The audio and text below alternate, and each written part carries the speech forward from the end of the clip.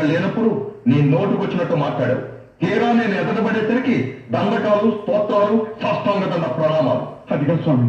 ఏది కాదయ్యా, అసలు నీలాంటి వాళ్ళని నేను ఎంతమందిని చూసుంటానయ్యా? అందితే జుట్టు, లేకపోతే కాళ్ళునా? ఏమయ్యా, నారు పోశాను కాబట్టి నీరు పోయాలా?